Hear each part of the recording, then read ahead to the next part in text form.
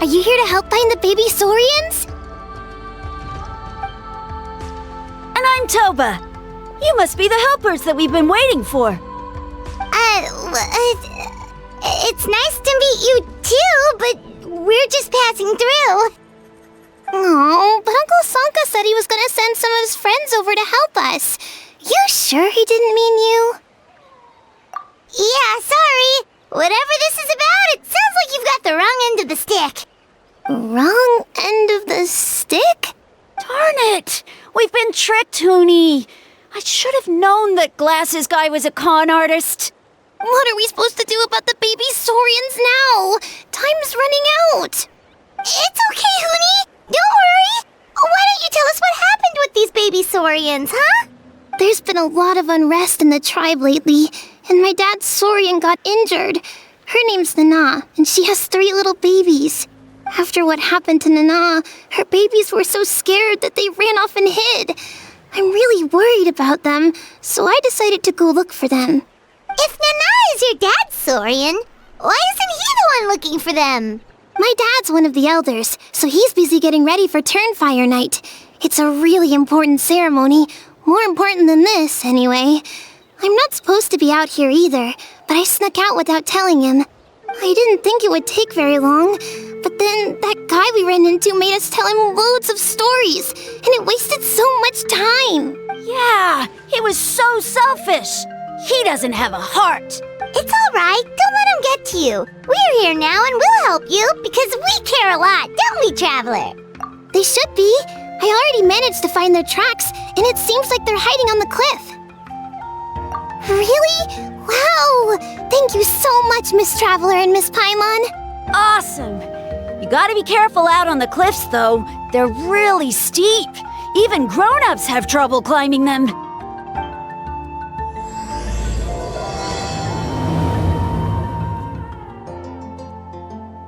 Goonie said the baby Saurians are on the cliff, so let's find a way up.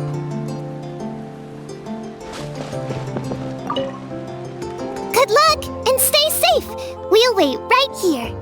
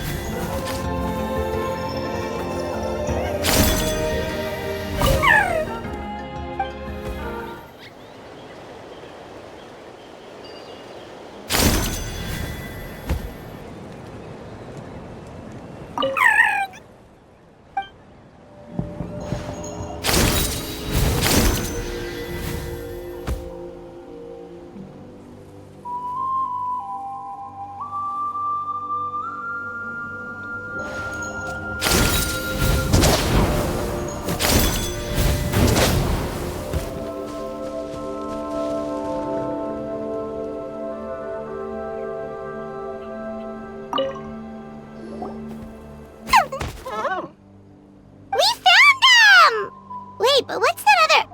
A how? Well, if it isn't the gruesome twosome who wormed their way into our servant circle of friends. Still awestruck from the last time we met? Would that be why you hastily scrambled up here to pay your respects the moment you saw us? I suppose we can't blame you. Such is the spell that our majesty casts on our minions. Very well. You heathens leave us no choice. The almighty Dragon Lord, Kahula shall grant you the audience that you seek. Come, pucker up. You may now kiss our feet. Wait, aren't you like Kinnich's sidekick? What the heck are you going on about? You're somehow managing to be even more annoying than the last time we met. Silence! Who are you calling sidekick? We are the Dragon Supreme, sovereign ruler of the Nation of Flame. We shall have you know that last time, were it not for Kinnich's earnest pleading on your behalf, you would have received not a single word of mercy. Oh, come on. You talk big, but Kinich clearly has you under lock and key.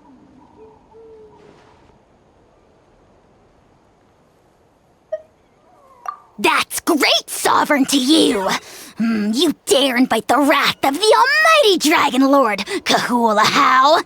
You will burn in Turnfire for 1,000 years for your blasphemy!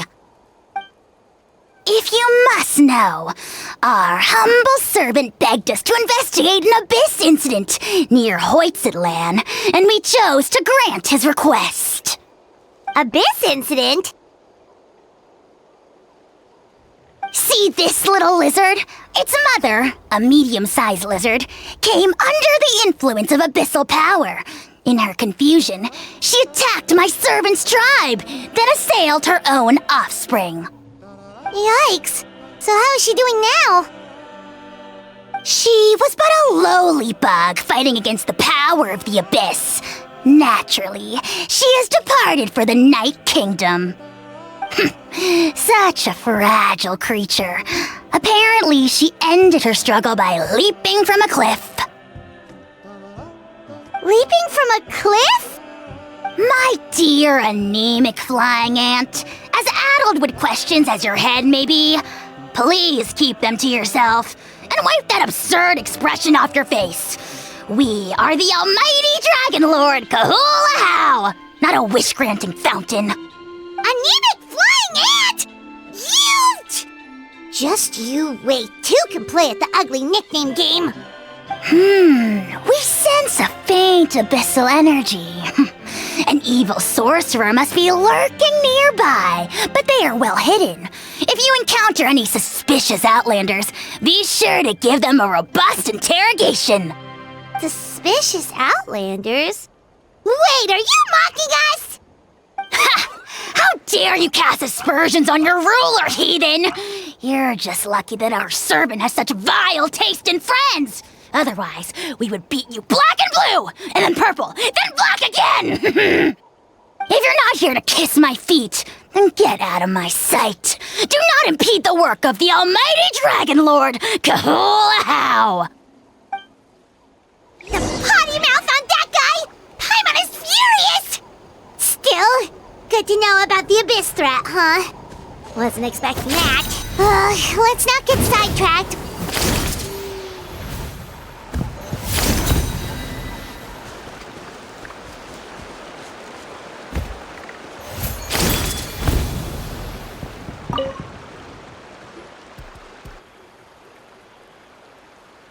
Wow, you're back already?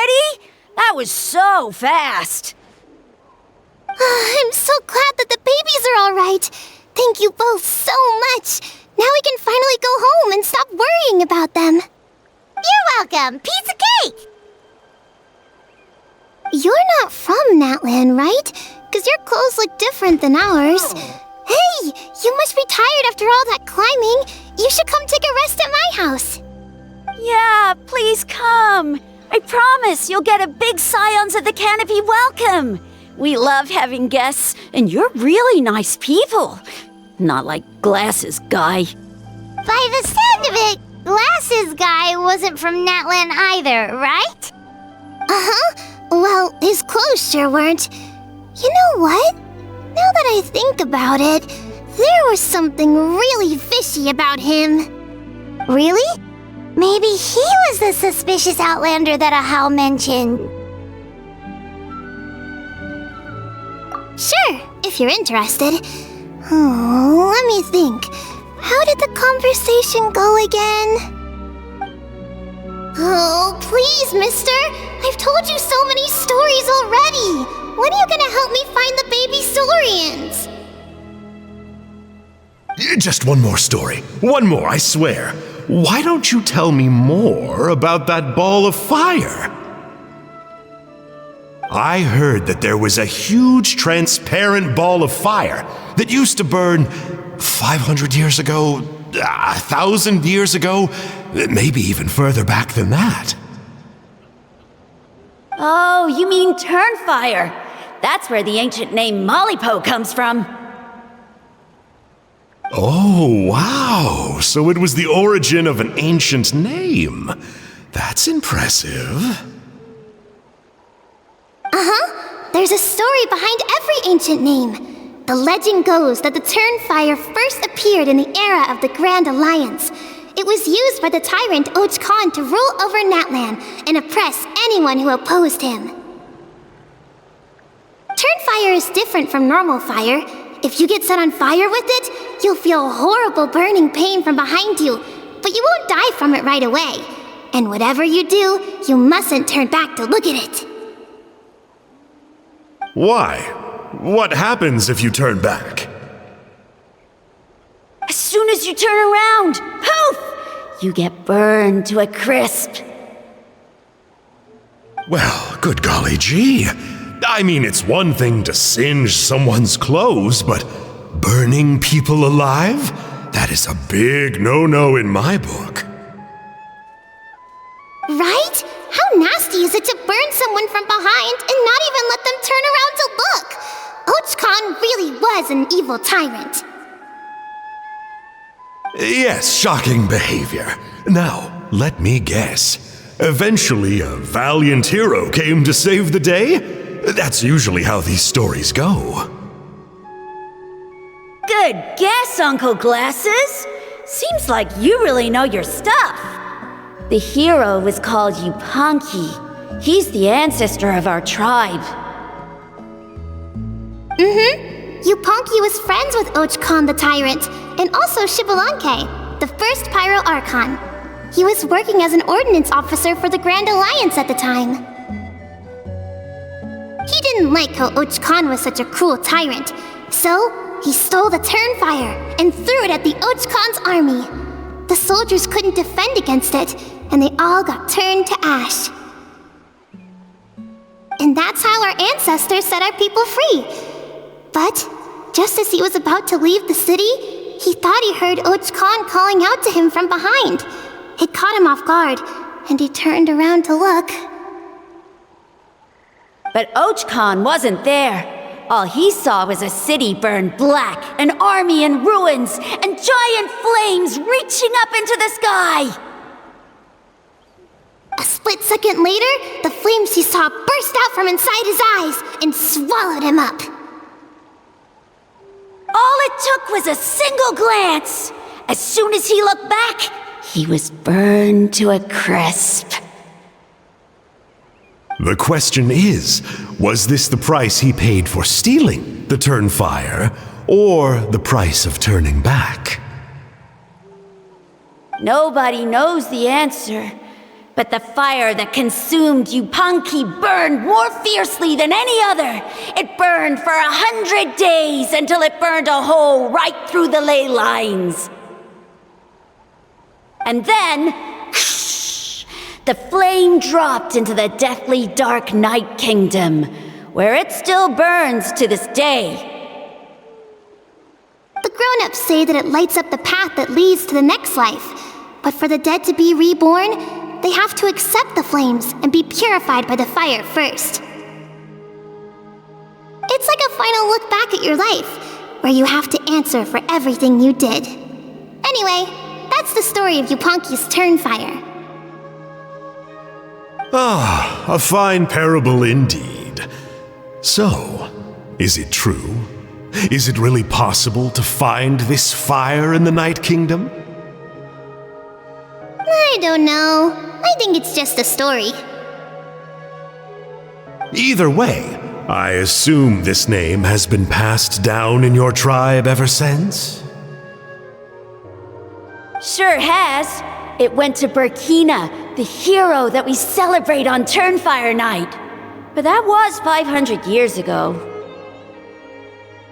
Yeah, and now it belongs to Kinich, so we often call him Malipo Kinich. Kinnich, huh? All right, Uncle Glasses, that's enough stories. Now can you please go find the baby Saurians for us like you promised?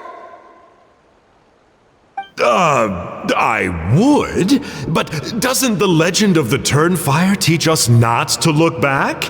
Let's not go dredging up the past. Tell me more about this Kinich guy. One more story, I swear. Starting now. No? Careful, Toba. You look dangerously close to cursing me out right now. Tut tut, we can't have that. Cursing is for grown-ups only. Uncle, you'd better not be trying to trick us, or the Turnfire will get you when you die. How would it get me if I'm outside of Natlan? Uncle Glasses isn't from here, you know. Unlike you. Huh? Wait, is that? All right, kiddos. I'm a man of my word. 2 of my friends are on their way here, and, yeah, they'll help you out on my behalf. Work them like dogs, okay? That's what they're here for. Don't go easy on them just for my sake. Really? Well, first, can you tell us your name?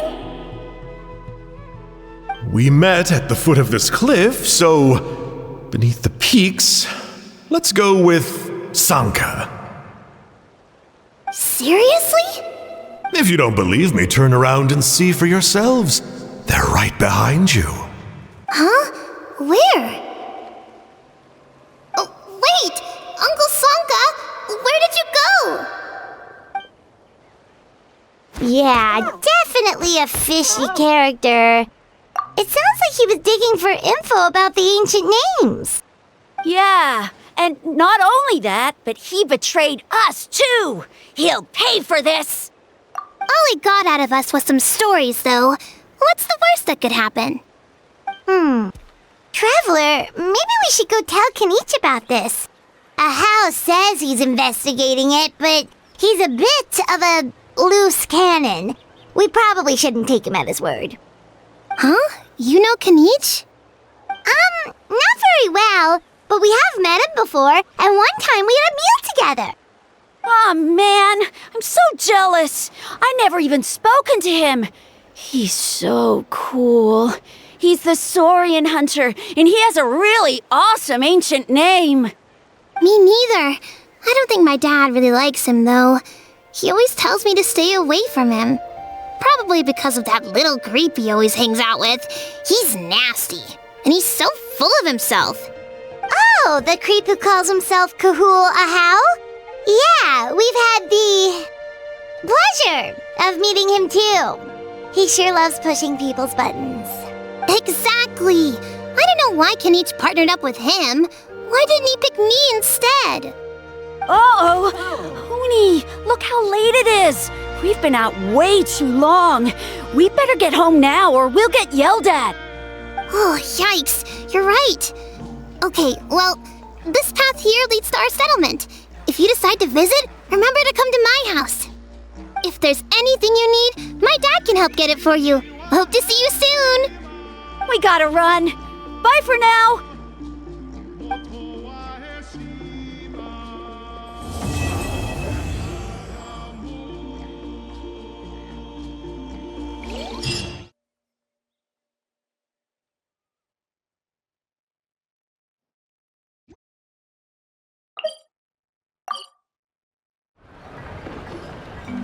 Huni, what were you thinking, going out by yourself? Don't you know how dangerous it is? It's okay. Toba helped me. And we met some kind strangers who helped us, and... Kind strangers? What made you so sure they were so kind, huh? Oh, I suppose they had kind stranger written on their foreheads? Yeah, actually, they did. In big, bold letters. Don't talk back to me. The Mountain King problem still hasn't been solved. What would I do if I lost you too? No dinner for you tonight. They were good people, Dad. Dinner or no dinner. Hello again, Huni. It's Miss Paimon and Miss Traveler. Dad, it's them. They're the ones who helped me. And I promised we'd take care of them if they came to visit. Oh, so you're the kind strangers. Well, I'm Trinidad. Apparently, you helped my daughter today, so if there's anything you need, just ask. As an elder of the Scions of the Canopy, I've got some influence around here. Now, I trust that you're sensible people who know better than to take advantage of their host's generosity. 1 million mora! At least you're a straight shooter. I can respect that much. Dad, please! They're not bad people! They've eaten at the same table with Kinich before! Be nice to them! Kinnich! Wait! I heard that 2 mysterious travelers from afar showed up at the Stadium of the Sacred Flame. Are they you? And Paimon's the other! I do apologize. A lot's been going on in our tribe lately, and I suppose the pressure must be getting to me. I can't believe I was so rude to you. I feel ashamed. We got off on the wrong foot. Can we, start over? Oh, now we're talking! Seriously though, don't worry about it. Already forgotten. We're just happy to see Huni got home safe and sound. Oh, you just arrived, I take it, and it would be my honor to give you a hero's welcome tonight. Careful now, that's quite an about face. We've heard that kind of thing can lead to spontaneous combustion around these parts.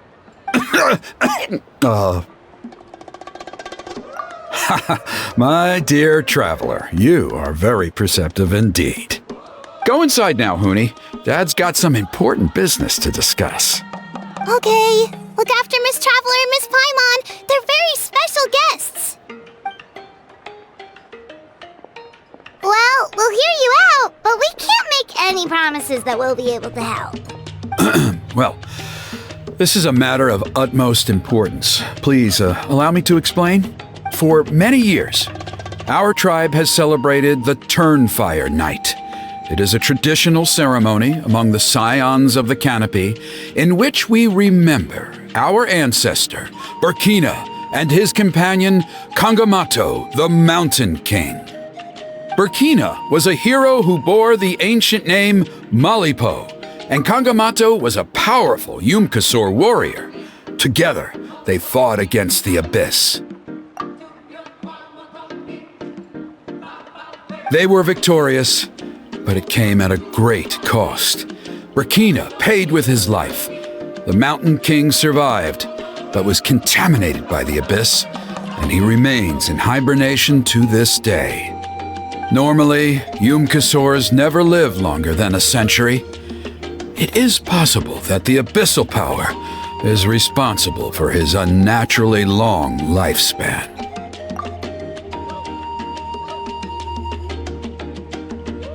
Oh, that's right. The Mountain King is a living symbol of our glory, but even this glory comes at a price. The abyssal power inside him is highly sensitive, and when it is disturbed, he awakens and flies into a blind rage, attacking anything that moves. So, besides the ceremony, another important part of Turnfire Night each year is cleansing the abyssal power inside the Mountain King so that he will remain sound asleep. However, Abyss-related incidents have been on the rise in Natlan lately, as I'm sure you're both aware. As a result, it has become increasingly difficult to keep the Mountain King in hibernation. Only 5 months have passed since the last Turnfire Night, and he's already showing signs of instability.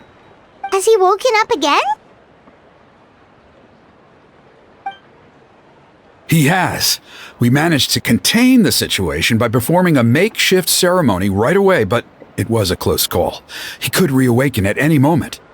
Also, he attacked and wounded my companion, Nana, during the ceremony. She became contaminated by the Abyss as a result, and... We heard. Such a tragedy. We're really sorry for your loss. Yes, and Nana wasn't the first. Anyway, right now we're preparing for an exceptional Turnfire Night ceremony, and we need to find a suitable flame bearer. From what I've heard about your adventures, I believe you would be perfect for the role. Of course. Plus, he's a bona fide hero who inherited the Malipo name. Oh, you mean Kinich? Yes, he's the one. A hero, worth his weight in gold. And unfortunately for us, he's all too aware of that. No prizes for guessing what he said when I asked him to host a Turnfire night outside of the annual schedule. An exceptional ceremony? Oh, I'll have to charge an exceptional price. I swear, no other concept exists in that boy's brain. I'm not the one to usually talk about people behind their backs, but I'm convinced the Wyub got hit on the head and took a wrong turn the day it chose to give that ancient name to him. I mean, have you ever heard of a hero whose mantra is, "What's your asking price?" Oh, and don't get me started on that insufferable Ejou he hangs around with. Thinks he's God's gift to mankind. Pompous fool. Yeah, Paimon has to agree on that last part. Anyway, the fact is, the ceremony can just as easily be done without him as long as we can find someone else. And besides, you two seem like much better candidates. So, what do you think? Well, you'll gain the respect and friendship of the Scions of the Canopy. Something no amount of Mora can buy. Wonderful! I can't thank you enough. Huni was right about you. You have kindness in your hearts. Come with me to the other side of the mountain. I'll bring you up to speed on each step of the ceremony. As experienced warriors, I'm sure you'll pick it up in no time.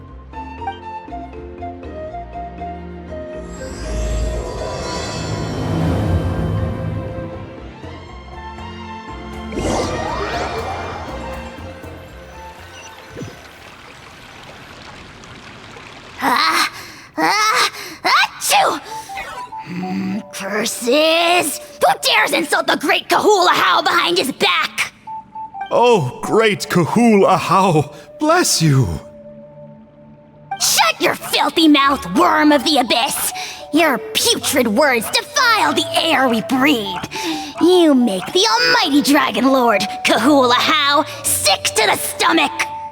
Speaking as a member of the Abyss Order, that's music to my ears. Exactly the kind of reaction we're going for.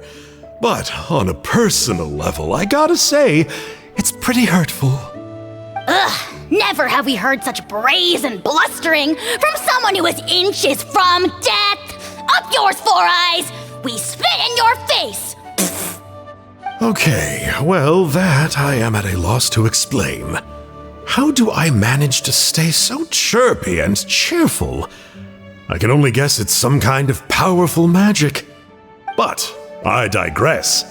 Mr. Kinich, I admit it, you, sir, are a legendary hunter.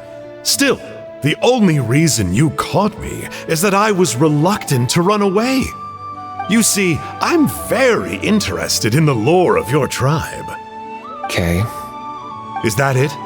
Kay? Aren't you intrigued to know what it is about you guys that prompted a visit from the Abyss? It's the extreme sports! The other day, I narrowly avoided getting hit by a very brave soul who just leaped off a cliff. I think you call it bungee jumping? Anyway, I was very impressed. That is what I call embracing the spirit of adventure. Look, I even did a painting inspired by the bravery and freedom of the Scions of the Canopy. You scum-sucking swine! Ugh, I swear, if you go bungee jumping, it'll be without a rope! Head first off the tallest cliff with a band of hunters on your tail and nowhere left to run, and a bottomless cesspit waiting for you on the ground. You say that, but I get the sense that Mr. Kinich isn't planning to take my life right now. On top of that, I'm tired of spying on you from afar. So why don't we just negotiate a comfortable operating distance that works for both of us? I've heard that the most important thing in human relationships is to respect each other's boundaries. What do you say, Mr. Kinich?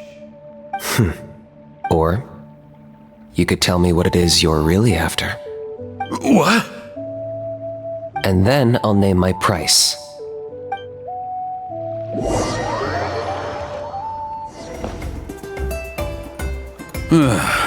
The Abyss contamination is back.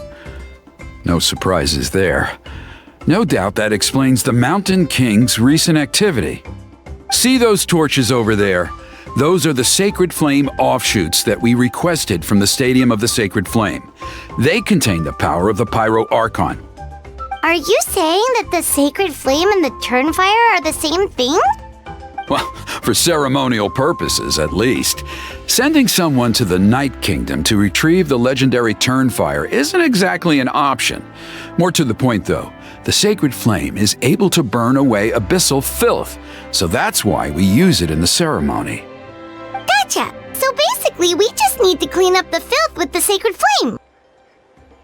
Well, that's one part of it, yes, but the complete ceremony is a bit more complicated than that. First, the flame bearer must collect a kindling of the sacred flame from the starting point, then use a grappling hook to fly up into the sky and light each of the sacred flame pillars. Then, they must go down into the canyon, all the way into the cave where the Mountain King slumbers, lighting braziers and the final altar along the way. The most skilled flame bearers can accomplish all of this without touching the ground once. As much as I hate to admit it, Kinich is capable of this. Wow! He can do all that flying without ever falling to the ground? Well, of course Paimon can. It'd be much harder for you guys. Well, don't worry. It's not a requirement of the ceremony. You're allowed to touch the ground. The only thing you're not allowed to do is turn back. The flame bearer must always keep moving forward. You can't skip a pillar, then come back to it after lighting the next one. To do so would be to disrespect our ancestors. So, what actually happens if you do turn back? Surely the fires don't just go out. If you're not careful, you might get burned. What about today then? Does the same rule apply? Oh no. Don't worry. Today is just a practice. The order doesn't matter. You just need to take the sacred flame, cleanse the filth, then go light all the braziers. Are you ready?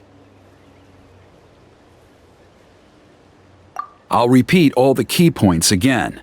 Gather the kindling, cleanse the filth, and light all the braziers. I'll wait for you at the end.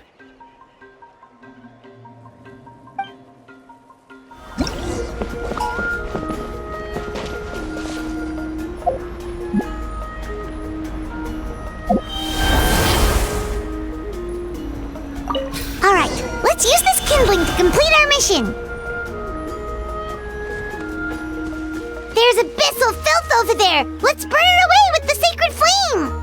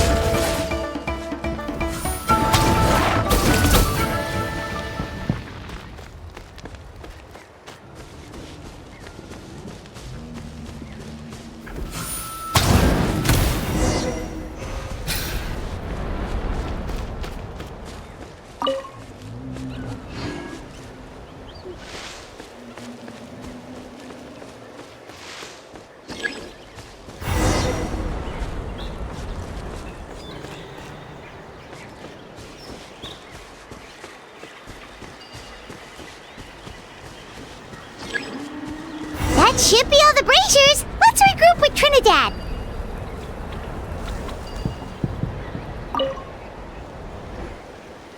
knew I was right about you. You have outperformed all of the other previous candidates. If there was an ancient name for outstanding flame bearers, I'm sure the Wayab would consider you for the honor. Yeah, although it would probably take paimon quite a bit longer. All right, now there's still a few days left until the ceremony, and I should probably get back so I can inform the chief and the other elders that I have found the flame bearer we need. Oh, you mean they've still got to sign off on it? Some of them are still hoping we can come to an agreement with Kinnich, but that's only because they haven't seen you in action. Still, I'm the one responsible for securing a flame bearer, and my recommendation is you. Just for paimon's own peace of mind, are you sure it's not going to be a problem having Outlanders take on such an important role in your ceremony? See that place over there? There was a time, long before the age of Burkina and the Mountain King, when we, Scions of the Canopy, called that our home. After a period of upheaval, our ancestors were forced to move away. Now, it has become a place where our youths go to develop courage and kindle a spirit of adventure. If we fail to keep the threat posed by the Mountain King at bay, it might not be long before we have to move again and find a new home. So, to answer your question, I think everyone will agree that you are the right choice. Fair enough. Desperate times call for desperate measures. I'll need you to drop by my place at some point before the ceremony, if that's all right. There are still a few final details that we need to discuss. Okay, see you later then. You have my gratitude. We've helped out with a lot of other local festivals before, but this one feels a little different. Anyway, let's take a break before heading back to Trinidad's place.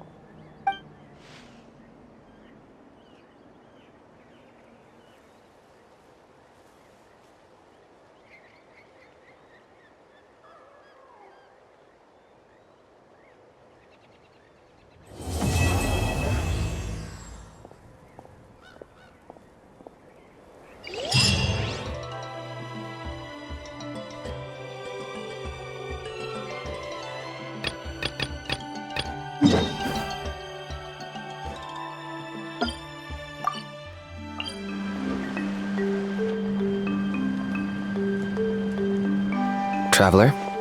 Paimon? Kinich! Fancy meeting you here. We've actually been looking for you. I'll get straight to the point.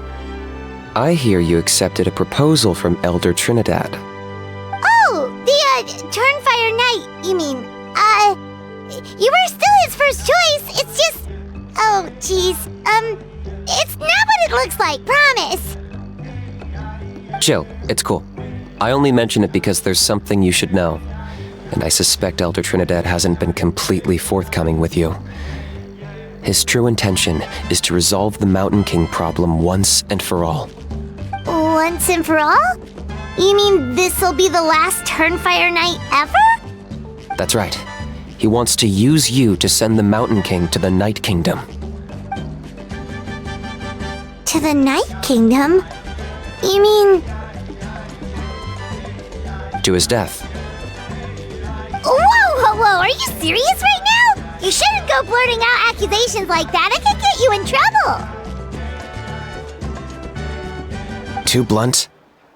Okay. I'll phrase it more gently. There is potentially a possibility that Elder Trinidad may be hoping that during the course of the ceremony, you kill the Mountain King dead. But that's ridiculous! He told us the Mountain King is a living symbol of your tribe's glory!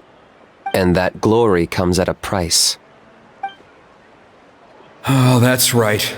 The Mountain King is a living symbol of our glory, but even this glory comes at a price. Ah, yes, and Nana wasn't the first.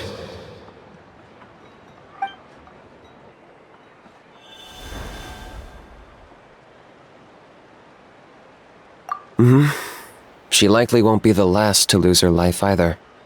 Still, is killing the Mountain King King really the only way? It seems so extreme! The Mountain King is a unique case when it comes to abyssal contamination. It's eaten away at him for so long that it has consumed him entirely, and the damage is irreversible. That evil power has both driven him insane and kept him alive over the centuries.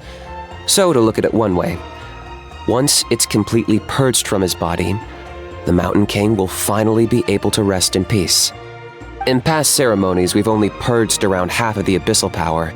This was to strike a balance, to keep him alive, but also keep him asleep. Trinidad didn't say anything about how much power he wanted us to purge, but he did say there were some more details to go over before the ceremony. Then it sounds like you'll know for sure soon enough. If he really asks us to kill the Mountain King, what should we do? I know this must come as quite a shock, so I suggest you act like you didn't hear anything for now. But would you have time to visit the chief after your meeting with Elder Trinidad? I'd like to make a deal with you. What kind of deal? One that comes at a very reasonable price. I'm sure you have plenty of other questions, but we can talk more later. Good. See you soon.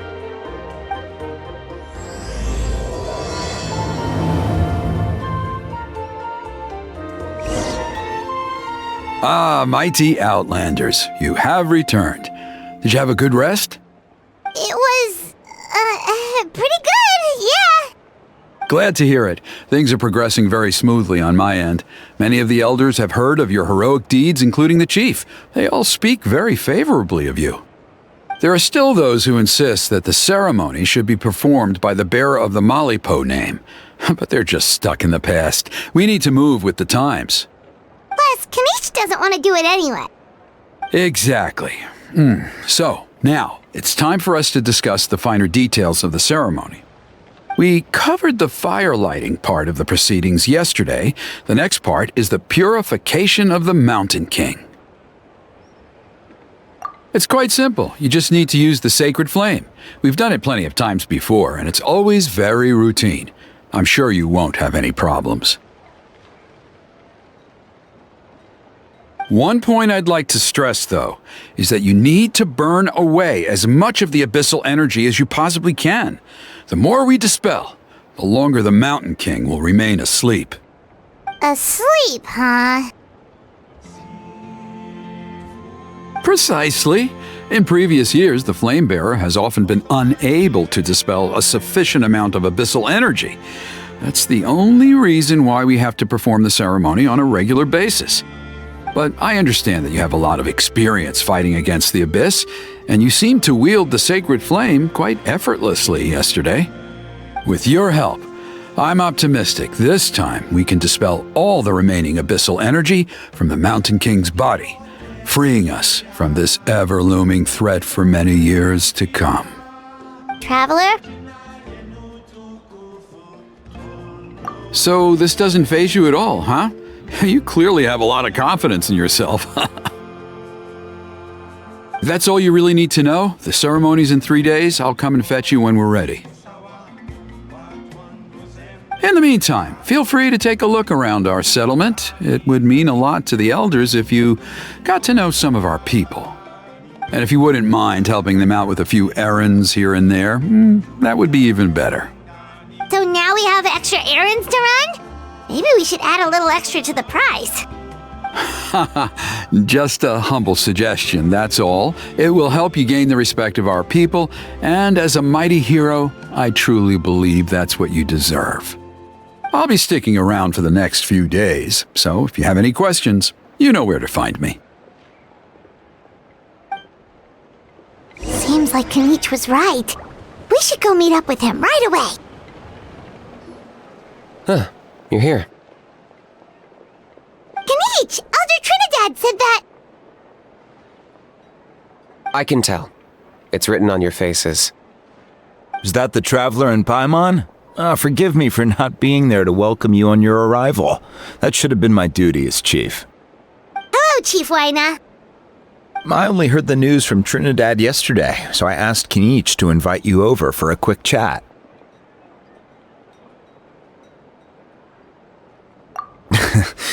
I believe Kinnich has already filled you in, so I'll get straight to the point. Firstly, I fully endorse your appointment as flame bearers for the upcoming Turnfire night. However, I would like to request that you take steps to ensure the Mountain King's safety. Every child of our tribe grows up hearing the tales of our heroes, from Yupanqui the Firebringer to Burkina and the Mountain King who fought against the Abyss. This is our history and our heritage, the source of our pride and the center of our faith. To kill the Mountain King would be to destroy our spirit. I would never be able to face our ancestors in the Night Kingdom. Nana's death was a great tragedy, and I do not blame Trinidad for the actions he has taken. Nevertheless, I cannot allow any harm to come to the Mountain King. The very roots of our identity are at stake. My honored guests, please give this matter your serious consideration.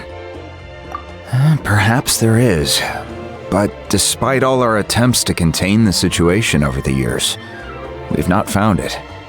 Right now, I should like to hear where you stand on this matter. I understand. There are still 3 days left before the ceremony. I hope they will bring you clarity. So, Kinich, earlier you were saying that... Let's walk and talk. I'll show you around the tribe. That works too.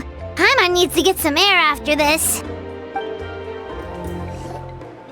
Kinich, Paimon finally understands why you turned Trinidad down. You knew what he was planning, didn't you? That's why you didn't want to be the flame bearer this time, because it's a double-edged sword. The whole Mora thing was just a sneaky excuse. Double-edged sword is right. But my response wasn't merely an excuse. To solve this exceptional problem, an exceptional price must be paid. I'm working on it. Really? Well, come on then, let's hear it! In a moment. Didn't you have a question you were about to ask me? Oh yeah. What was it again? Oh, right! We need to talk about Ejou. He's completely unhinged. I agree that he has a problem. He needs disciplining, so I hired him a teacher. You got him a teacher? Oh, Paimon would love to see him get scolded for bad behavior. Anyway, moving on. When we ran into Ejou, he said you two were investigating some abyss thing together. Is that related to the whole Mountain King situation? Yes, that's the angle I've been working on. I'm a Saurian hunter, but I occasionally hunt the abyss too. One time I was pursuing some purple demonic dogs when I accidentally entered a hidden space. I did some research after the fact. Apparently they're known as beastly rifts, and there are many of them of all different sizes. That's where those purple dogs were coming from. So, if we can locate one of these beastly rifts, clear the monsters out, and move the Mountain King inside, he'd be able to continue living, but without posing a threat to the tribe. whoa, that sounds kinda crazy. Would it really work? It's not without its risks, of course. There's a lot of unknowns in the equation. For instance, for all we know, a prolonged period inside the rift could make the Mountain King's condition worse. Still, we desperately need something like this, even just as a temporary measure. You've seen the conflict the issue is causing in our tribe for yourselves, and believe me, it's been a long time coming. The chief is adamant about keeping the Mountain King alive, whatever happens. Paimon can understand. It's less about the Mountain King and more about preserving your culture and heritage. Yes, but on the flip side, you've got people like Elder Trinidad, who is more concerned about protecting the people he cares about now and into the future. And he has every right to take that view. It's one thing to try and preserve the last remnants of a glorious past, but making your kin pay the price for it? No one can seriously tell them that's a fair trade. You're right. There's no easy answers here. Let's leave that to one side for a moment and assume we go with your plan. How do you actually intend to find one of these beastly rifts? Because at least in our experience, the dogs open the rifts when they want to attack us, not the other way around. I think I know a way. You have any better ideas? Not at the moment, but it just feels like using the power of the Abyss for our own ends isn't gonna end well. After all, the Abyss is what turned the Mountain King into a monster in the first place. People are gonna think you've lost your marbles. If it doesn't end well, then that's the price we pay. Everything in the world comes at a price.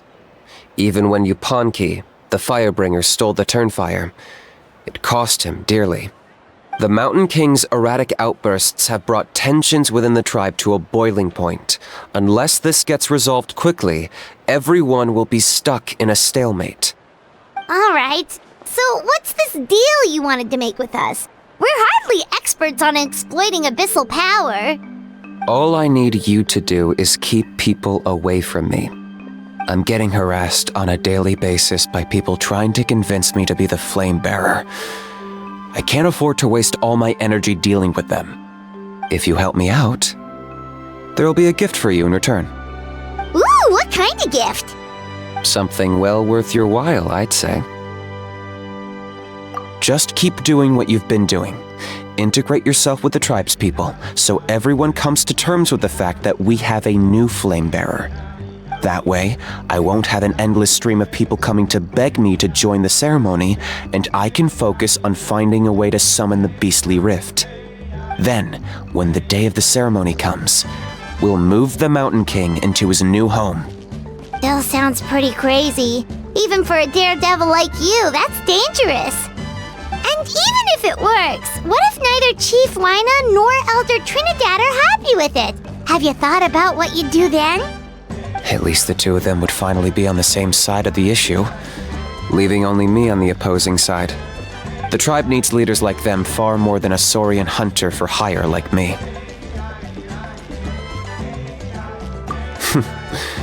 Can I take that to mean that we have a deal? For sure. And who knows, maybe we'll come up with an even better solution to all of this in the next couple of days. Great. Well, for the next couple of days, please spend some time among the tribe and lend a hand wherever you can. I'm sure everyone will be swept off their feet when they meet our new flame bearer. Good luck to us both.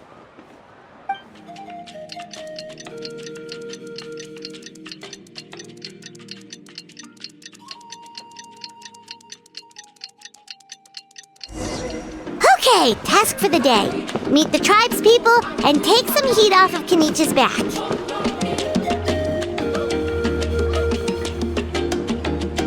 Hoonie, how can you call the Mountain King a monster?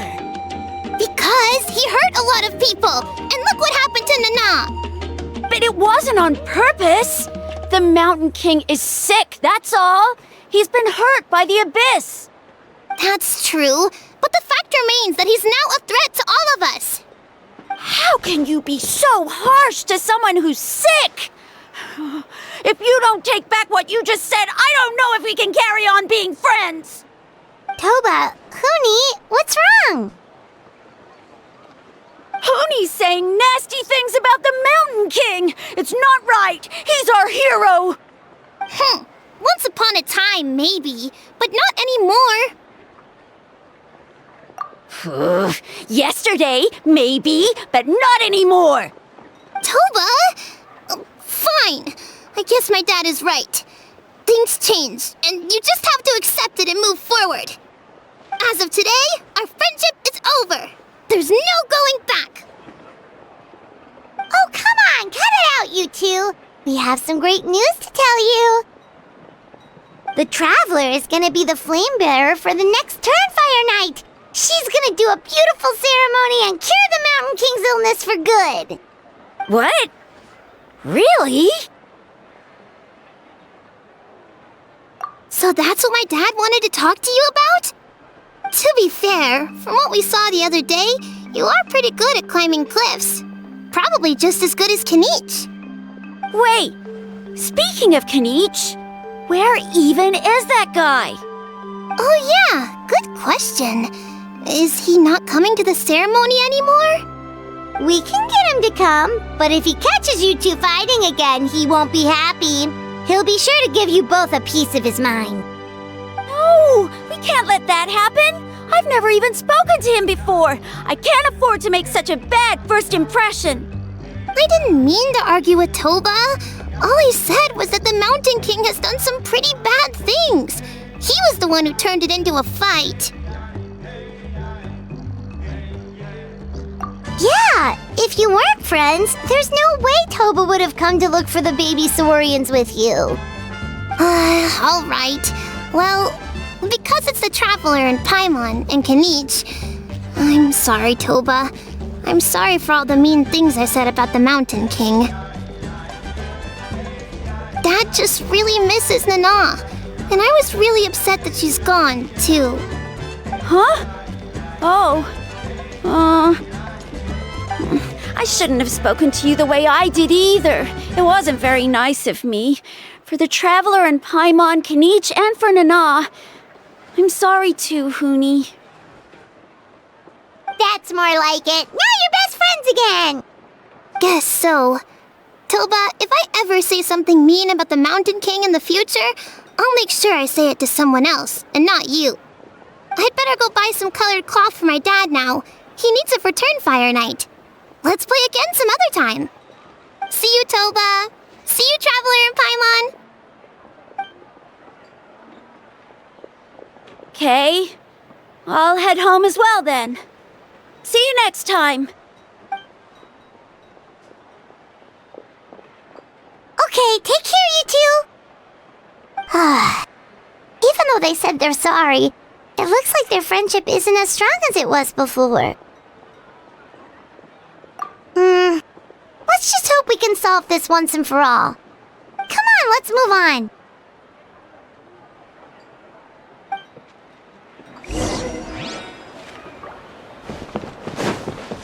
Huh? What's going on over there? Let's take a look.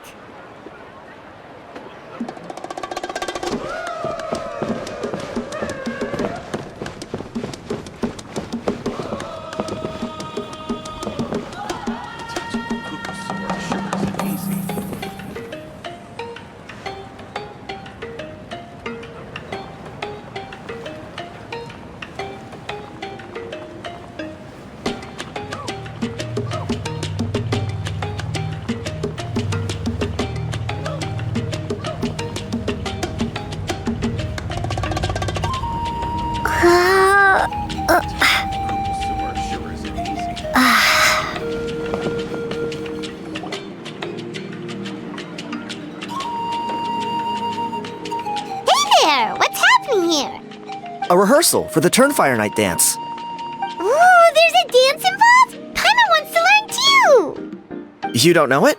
I guess you're not from these parts, huh? It's rare to see a new face around the tribe these days. I thought everyone would be keeping away. Why do you say that? Because of the Turnfire night, of course. The Mountain King could wake up at any time. That's why we're holding an emergency ceremony. This isn't one of those fun and games festivals. For outsiders, it might even be a little dangerous. Well, did you know that the Flame Bearer this time is actually gonna be an outsider? Oh, I did hear about that. It's a first for sure. I would have loved to meet them in person. What? Oh, it's you? Man, oh man. Well, this is a nice surprise. It's funny, I was just thinking that I'll probably miss out on meeting the new Flamebearer since I'm not taking part this time around. Then suddenly, there you are! Must be my lucky day!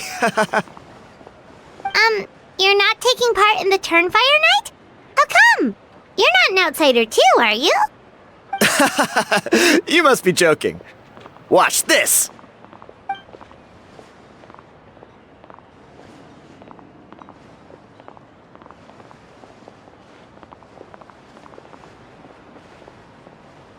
Not bad, right?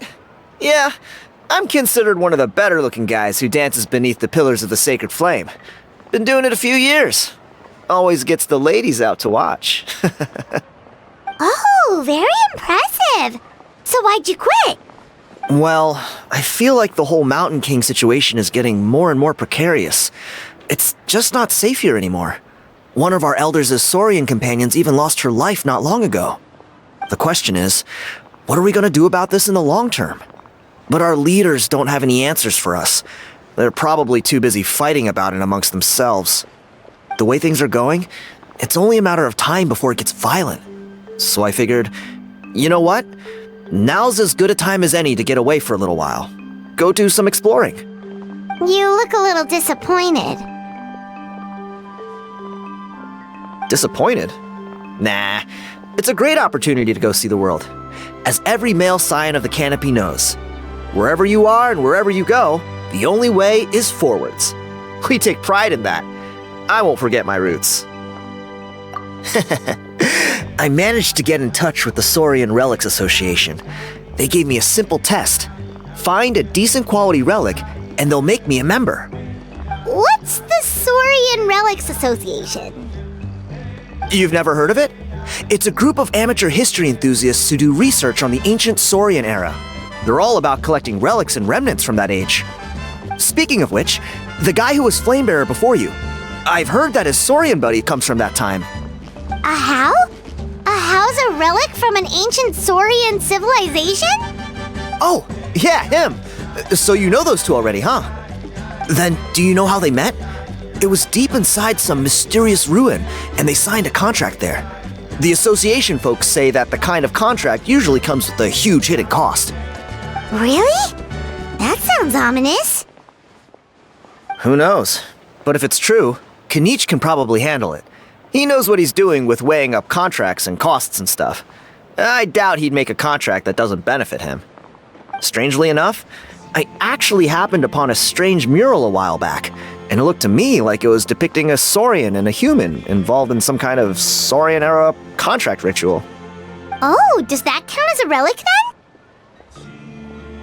You bet it does. I was all ready to go take a picture of it and use it as my entry ticket to the association. But after all the abyssal activity recently, I heard that area's been overrun by monsters. The best laid plans, huh? I'll just have to wait and see if things improve. Or... you look like you know your way around a fight. I don't suppose there's any chance you'd be able to help? If all you need to get is a picture, that should be pretty achievable, right? The Traveler deals with monsters all the time. It's a piece of cake. Wait, you're seriously gonna help me out? Come on, it's no big deal. Compared to some of the things we've been roped into before, this is nothing. Pyro Archon above, you two have hearts of gold, you know that? You're the kind of people who could dive into the Turnfire deep in the bowels of the Night Kingdom, and it wouldn't burn a single hair off your head. Of course it is. All right, come with me. I'll show you the way.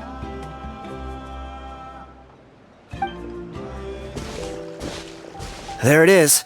It's inside these ruins. As you can see, the place is crawling with monsters.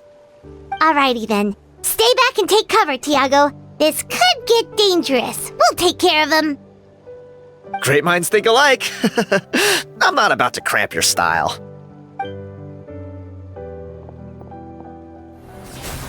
Whew. That should be the last of them. It's a good thing Tiago had the sense to stay in his hiding place, or things could have gotten really hairy for him. Hey, look! That's gotta be it, right? Definitely looks like a mural.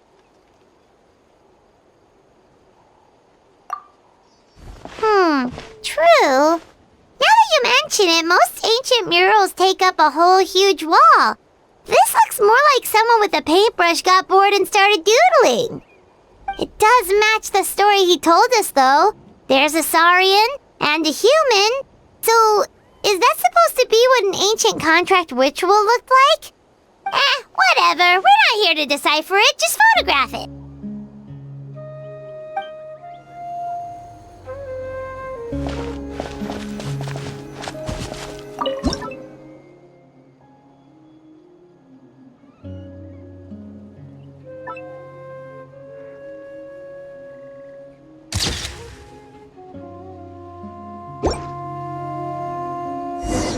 That's a wrap. Let's take it back to Tiago. You've been robbed?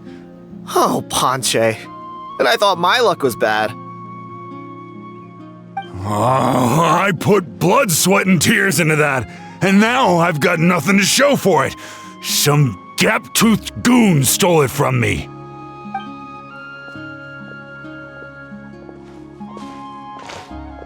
Tiago, is this the picture you were looking for? Let me take a look. Yep, that's the one. Pyro Archon above, you two are superhumans. Hey, Ponche, come and say hi to these guys. They're gonna be the new flame bearers, and they're tough as nails. Wait, are you the Traveler and Paimon? Huh? You already know each other? I don't think so. My nephew Toba's been telling everyone about you. He says you're crazy strong, super friendly, that you helped him out, and that you're gonna be our flame bearers this Turnfire night. Oh, so you're Toba's uncle. Great to meet you, sir. Sounds like we managed to make a bit of a name for ourselves. Toba's not wrong, my friend. These two are honestly some of the nicest, most genuine people I've ever met. Everyone speaks incredibly highly of them. Seriously. If you're comfortable telling them about what happened, I guarantee you they'll sort it out in no time. Really? All I want is to get the fruits of my labor back. Allow me to explain.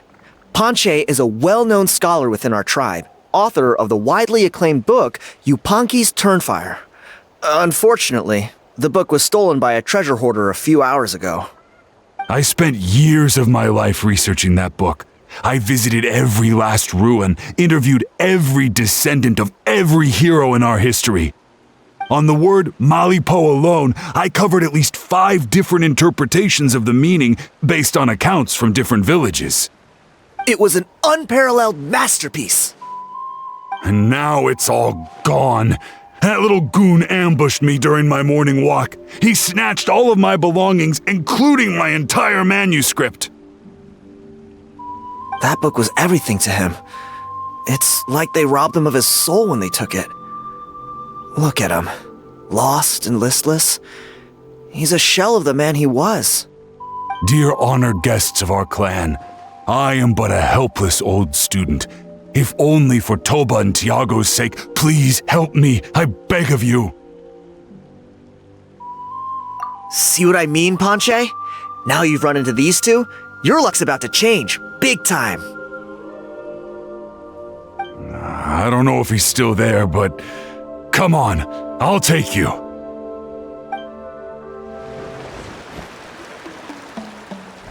Hey! You thieving rat! Give me my things back! What do you want now, you old bum? God, you're a waste of space.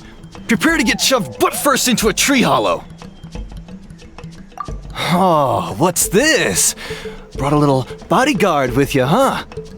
All right, let's see what you've got. What's this? Eat dirt, suckers!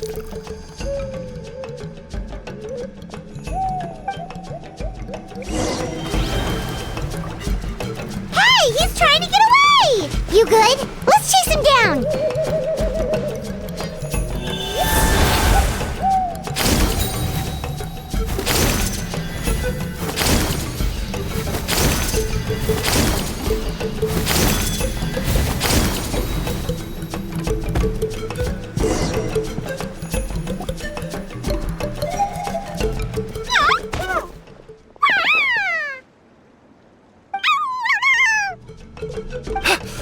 Where did these Yupanqui come from? Get away from me, you monsters! Oh, the baby saurians are blocking his path! Stop, please! By all the warriors, heroes, gods, and kings, I can't run any longer! Please, I don't have your stuff anymore. Have mercy! Oh yeah? Well, where is it then? I threw it away! You threw it away? The old bum's bag didn't have a single mora in it. Just a tatty old book, worn out pens, and some old rags. All that time lying in wait was for nothing. I was so mad I just threw all of it away. Is that really the truth? Okay then, where did you throw it away? The same place you found me. Look, I swear on the Pyro Archon it's the truth. May all my worldly possessions be turned to ash by Turnfire if I'm lying. Okay, that's a pretty strong oath. What do we do now? It sounds like he's telling the truth. Right, let's hope nobody gets to the book before we do. We'll never get it back then.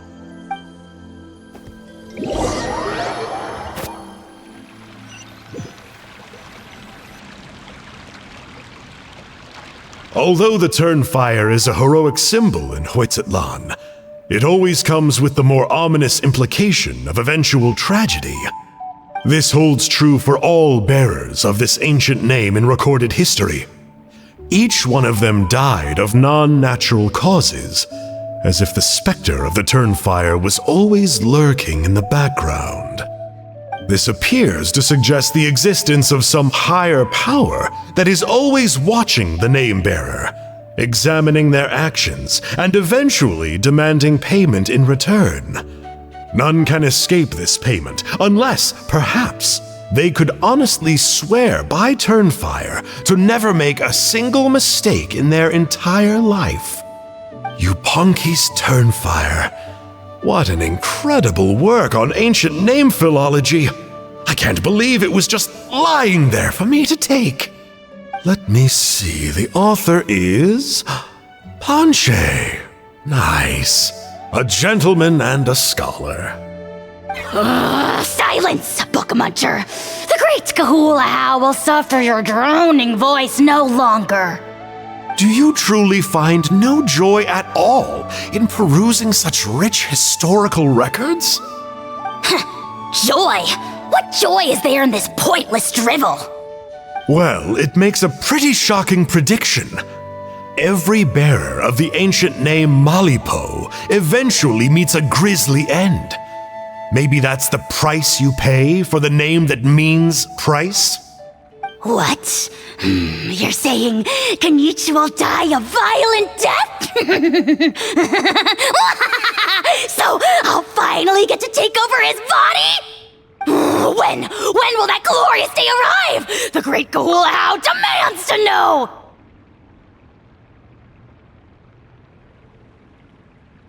Wow, you are just irredeemable, aren't you? An agent of chaos down to the core.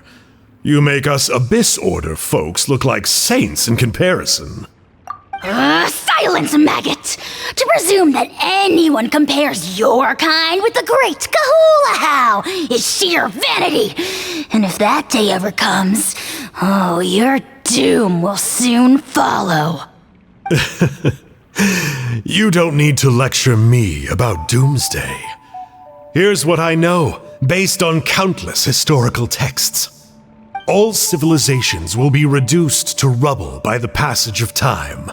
From ancient kingdoms to heavenly thrones to worlds beyond, there are no exceptions. But from the ruins of every civilization, the dust will rise and never settle, thus transcending the confines of time. That dust is what we call a civilization's spirit. And you, great Ejou and Ajaw, are one such speck of dust from a bygone age. I've paid dearly for the chance to observe you up close. Now, let me take a good look at you. We'll see whether any memories of that age still remain inside you.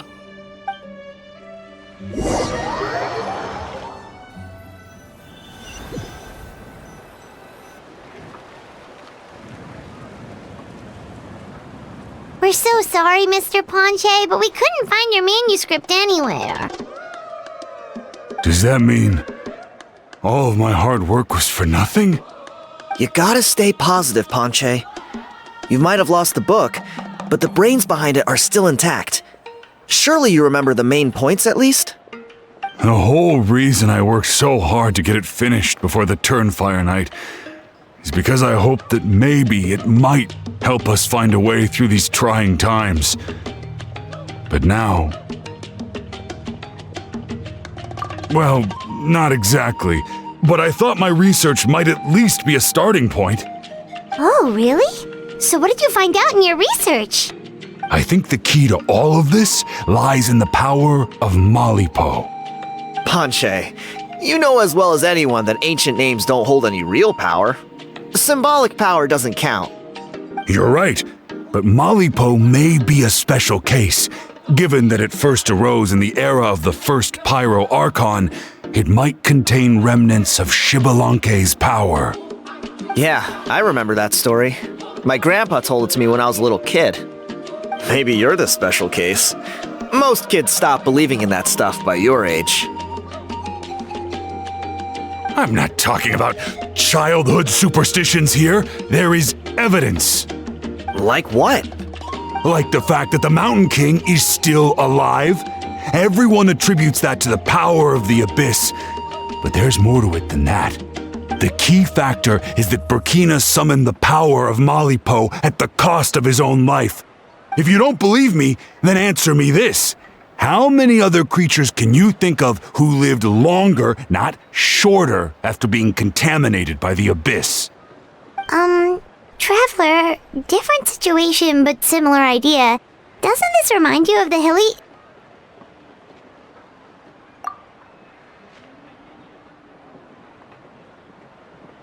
So, I came to the conclusion that Malipo must refer to some mysterious ritual involving a tit-for-tat exchange. It began with the first Pyro Archon, fell with the Grand Alliance, then was buried in the Night Kingdom, and now it awaits the call of its new bearer. Hey. Sorry to interrupt, Panche, but you seem to be getting a little overexcited. I'm sorry. I was originally planning on presenting my findings to Kinich. I'd hoped he would be attending the upcoming ceremony. Sounds to me like you dreamed up one fanciful theory to support another. Kinich, what are you doing here?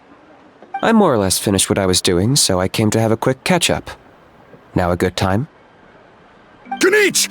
I'm onto something. I haven't worked out all the details, but you have to attend the Turnfire night. So Mr. Panche here has done a lot of research on the history of the Turnfire and thinks he might have found a way for you to solve the problem. I'll be there, Panche. Let's go.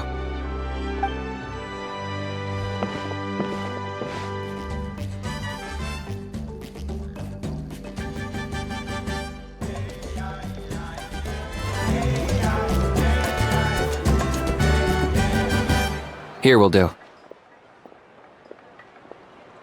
Yeah. I'd like your help giving it a trial run tomorrow. If that works, we have our plan come Turnfire night. Sounds like you're not considering Panche's idea. You heard him. He hasn't worked out the details yet. We need a more practical solution with concrete steps to follow. Yet? Are you saying you think he might actually be onto something? I think it's possible, based on something I know about the war 500 years ago. Burkina didn't fall to the Abyss. He was killed by the Mountain King in an episode of madness. In his final moments, Burkina made the fateful decision to not fight back, and instead pass his blood and power on to the Mountain King.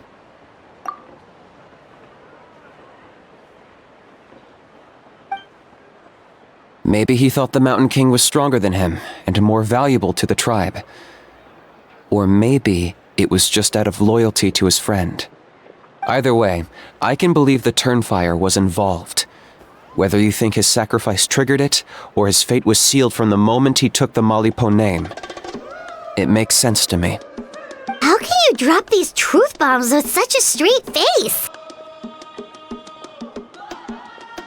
This is what I've gleaned from my many interactions with the Mountain King. His mind is so disordered. It took some time to piece it all together. The story Elder Trinidad told you was the more palatable version of events. The truth is even darker. The Mountain King's mind isn't just disordered. He is suffering and feels great shame. I believe he wants to be put out of his misery. What? Then what should we do? Should we grant him his wish? Of course not. We should help him move to a new home. It's the only practical solution. The Mountain King is a hero to my tribe. An object of worship, even. Ending his life would be like desecrating a statue. Still, he's been the cause of multiple disasters, and we can't afford to have any more. Ugh. Practical solutions hurt Paimon's brain. Can we follow our hearts next time? Then let's break for the day. I've already found a suitable venue for tomorrow.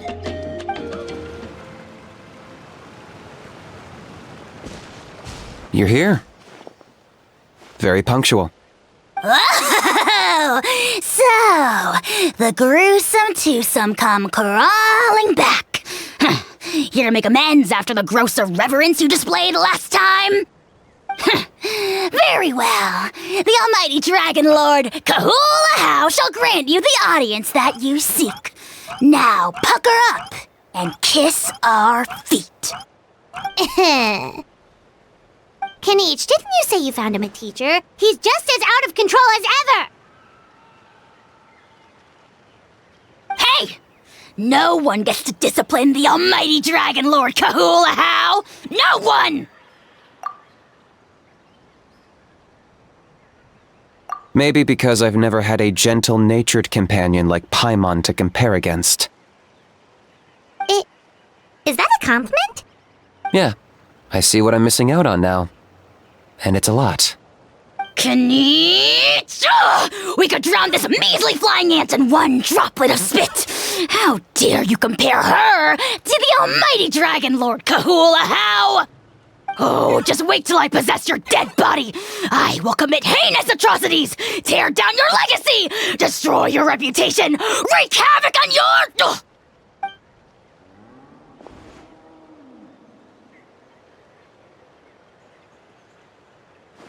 Traveler, Paimon, let's get down to business.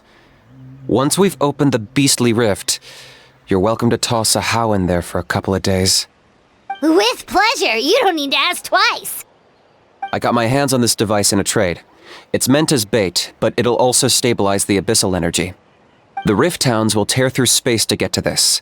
Once they're here, we take them out and claim the rift for ourselves. You'll find out soon enough. First, let's try this out.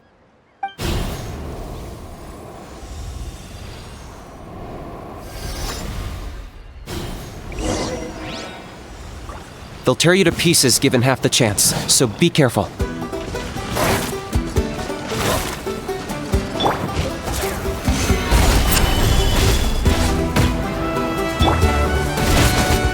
Locked on!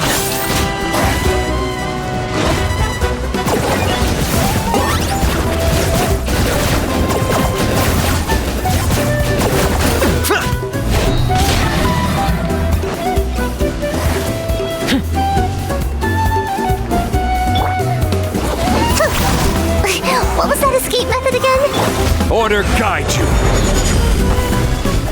Solidify. Target acquired!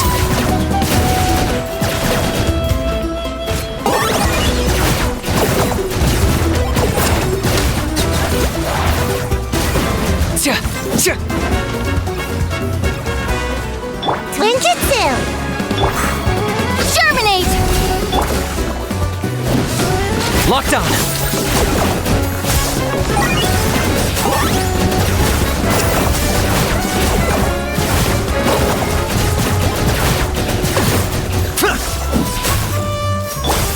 This is order. Stabilize.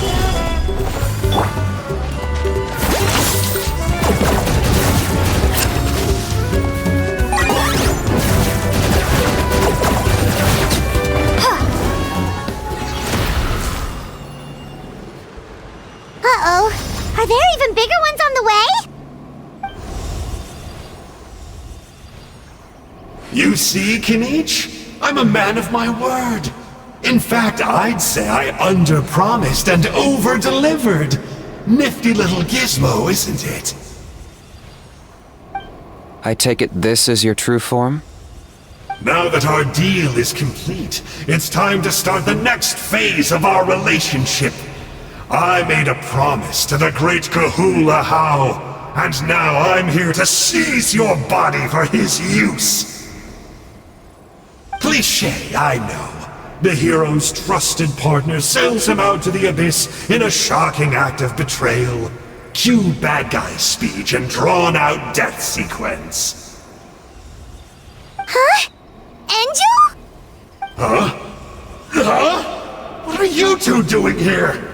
Oh, Mr. Kinich, this is not what we agreed on! Traveler, this is the gift I got you. I know you're looking for intel on the Abyss Order, so I thought he might be of use to you. But it looks like you've already met. Yikes, frosty reception. Gotta say, I kinda pictured this moment going a little differently. Tears of joy welling up in your eyes as you say the words, "It's good to see you again, old friend." Don't be ridiculous. Sounds like you've been reading too many romance novels. There we have it. Change is inevitable and nothing lasts forever. What a pity. Well then, time for you to meet the new me. This time, please call me Sanka. Sanka! Aha! So you're the glasses guy! You tricked Huni and Toba into telling you a bunch of stories! What does it matter? A name is a superficial label. It's what's deep down inside that counts. And I've shown you the deepest parts of me. That would explain a lot. Why else would you show up here and start acting like a wise guy? You looking for a fight? I'll pass. I do rather like you, as I've said before, but my one quibble is that you really don't know your own strength. Wait, of course! You're the one behind all the recent Abyss activity! Let Paimon guess, you've been provoking the Mountain King too! Haven't I told you before? I'm not part of the inner circle who do our Highness's bidding. My interests are far more low stakes. I spend my time digging for truth in ancient doodads and books. You really think a benchwarmer like me is capable of more than that? I investigated him. He's not connected to the recent events. Just happens to be in the area. So, I struck a deal with him. He helps me summon a rift.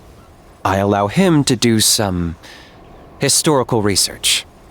But that's all over. And now Kinnich wants to hand me over to you.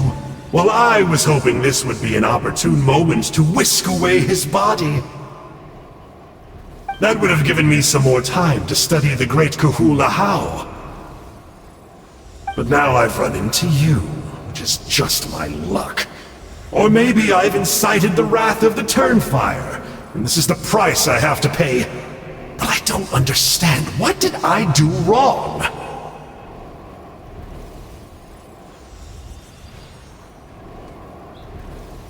Wait, does that count? Let me think. How? You are the worst of the worst! Colluding with the Abyss Order against Kinich? How could you betray your partner? There is no betrayal. The almighty Dragon Lord Kahula How is a partner to no one. Don't worry, I told him to act as bait. Yes, and you should have picked a bigger fish. The Abyss Order? Ha! What a joke. Not even a match for our lowly servant. I put up with this toad croaking for days, and it was all for nothing. It looks like your disciplinary measures have been less than effective, Mr. Enjo. What did you expect? Behavioral rehab isn't really our thing. Otherwise, we might as well change our name from the Abyss Order to the Abyss Boarding School. The abysmal disorder would suit you better. Kinich! Dispose of him! He is of no further use to us! Traveler?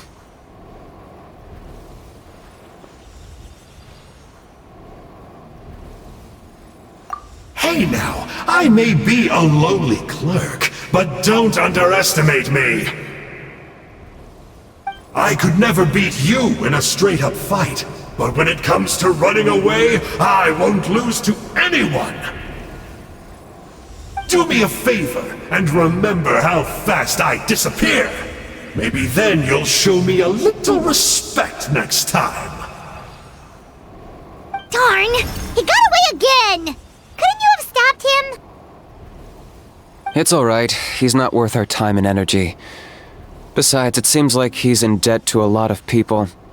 I'm sure they'll keep him busy. If you say so. Still, Paimon's kinda surprised that you actually struck a deal with someone from the Abyss Order. To borrow that guy's words, names are superficial labels. Whether you call it the Abyss Order or anything else, it's a broad generalization at best. Think of it like apples that have fallen from a tree. If you tasted each one, you'd find that they're all at different stages of ripening. Even the unripe fruit blown off its branch before it's fully grown can still be brewed into a fine wine. Everything has its use. Huh. Well, in that specific sense, maybe Enjo's not such a bad apple. Not rotten to the core, at least. Of course! Only the almighty Dragon Lord, Ejou and Ajaw, is rotten to the core and evil beyond redemption. Ugh. So what exactly are you anyway? You're definitely the evilest little thing Paimon's ever met.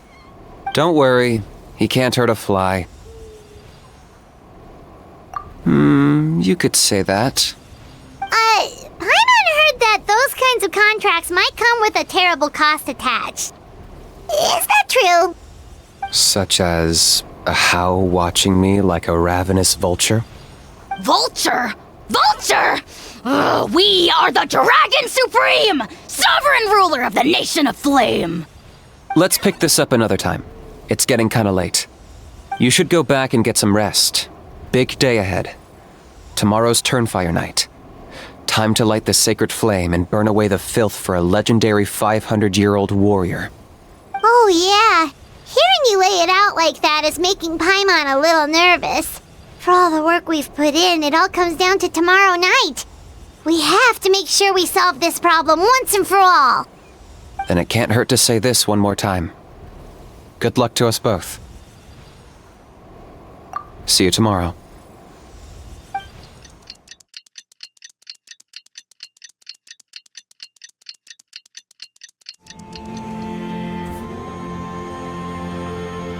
Ah, at long last, you're back. I hear you've done much for our people these last few days. Everyone has nothing but praise for you. Many young people have heard the rumors too. They're all eager to meet our new flame bearer. Well, they won't have to wait for long. It's almost time for the ceremony. We really hope we can resolve the Mountain King situation quickly and smoothly. Seems like a lot of people have been worrying about it, huh? Well, it's nearly time. So, if you're ready, then follow me to the ceremony site.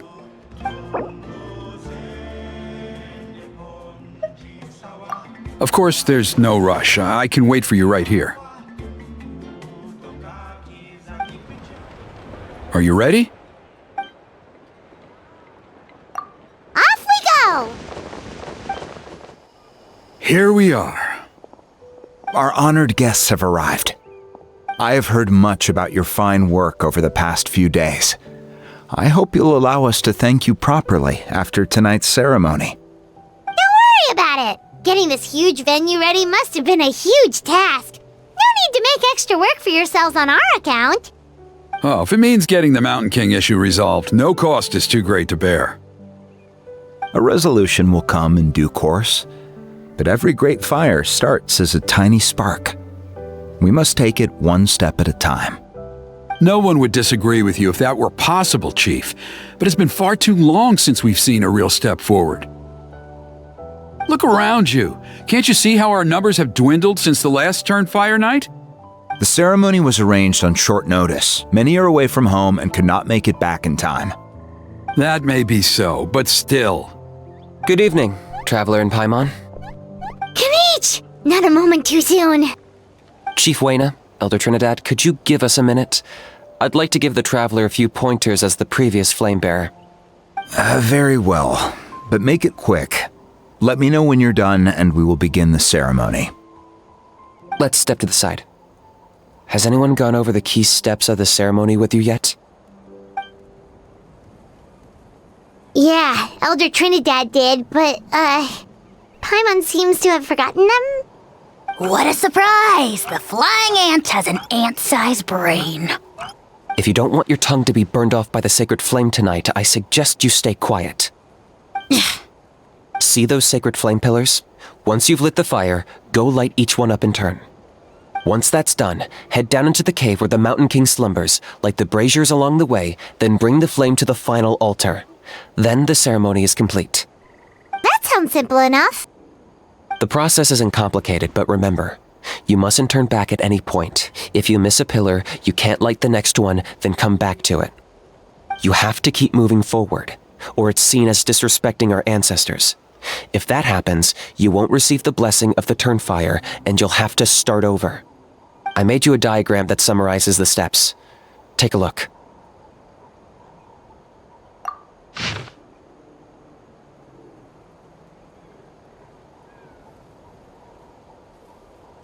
So that's our part. What about you? I'll be with you the whole way, and once you've lit the altar, I'll start summoning the rift. You can leave that side of things to me. Just focus on your part. Okay. We'll try to remember all that and get it right the first time. Ready when you are. But I think I saw Huni and the others just now. Maybe you should say hi before you start. Just tell the chief when you're ready.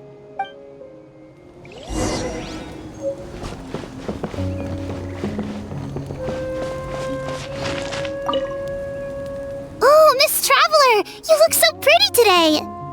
You're gonna make sure the Mountain King never threatens us again, right? I believe in you. I'll be cheering you on the whole time.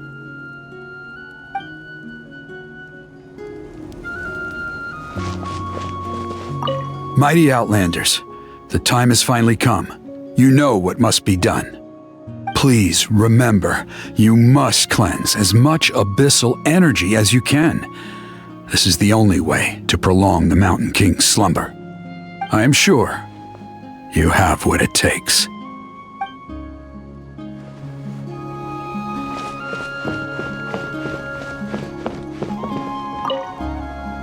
Miss Traveler, you're finally here! I even dragged my uncle out to watch the ceremony. Although I'd hoped for the Malipo name-bearer to perform this ceremony, that was never anything to do with you, so please don't take it personally. I got thinking last night, and I realized if the lesson of Malipo is to look forwards, then I should accept that my book is gone and start anew. Besides, I'll have even more to write about this time, given this will be our first Turnfire ceremony featuring a flame-bearer from another land. I'll be taking detailed notes. Good luck, Miss Traveler! You got this!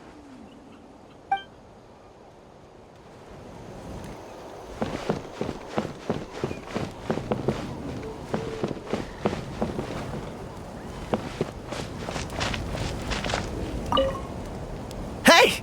Bet you're surprised to see me. Didn't think I'd be coming, did you? I was all packed up and ready to go, but then I thought, I wonder if the ceremony will go any differently with the new flame bearer. So yeah, here I am again.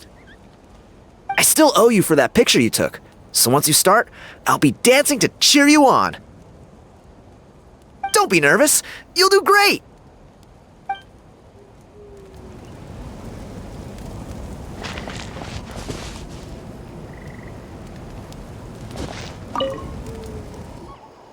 How are you doing? Is all in order? Very well. Then come back when you're ready.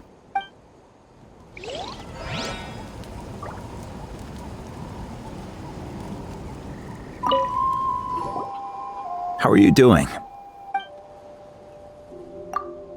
I'm counting on you. Don't forget what we talked about.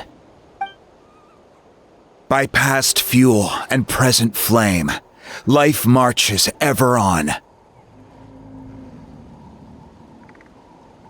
My brothers and sisters, the time has come to light the fire once again, and let the Turnfire night shine bright in Huitztlan.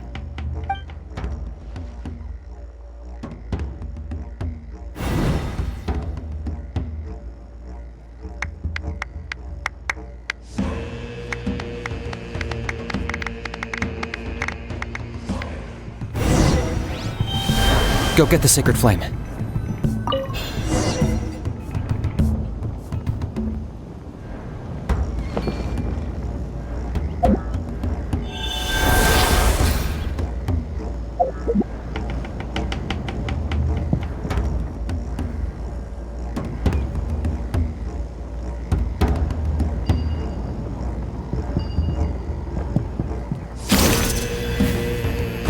Nicely done. Off to a good start.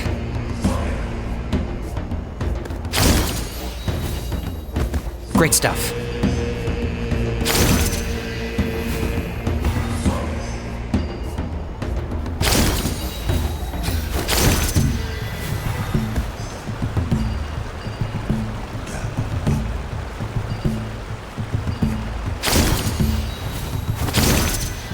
You're over halfway. Keep it up.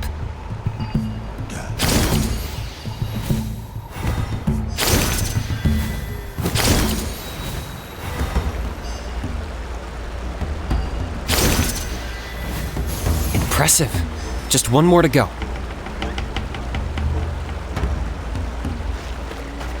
Come on, one last push. The final sacred flame pillar is up ahead.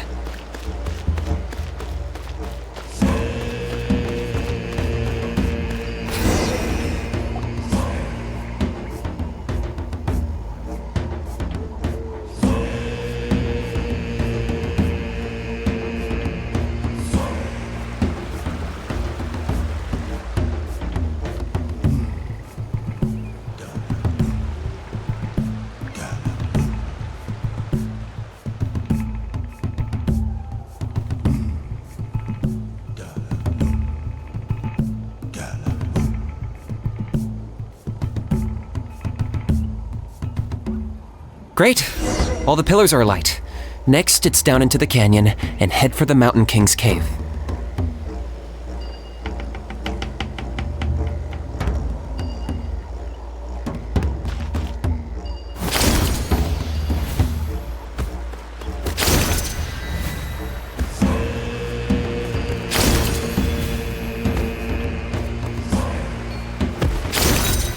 Almost there. The cave is just up ahead.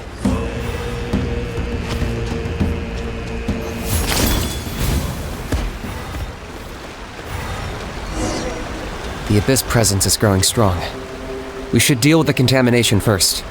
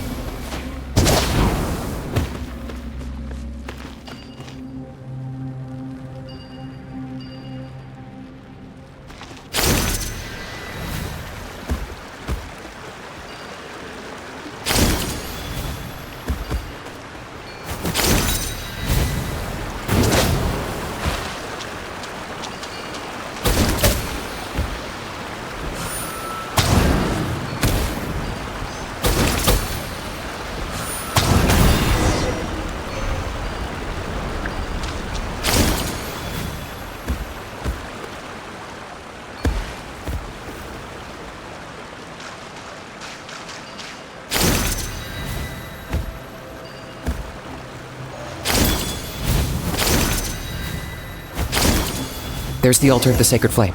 Remember, light up the torches around it first.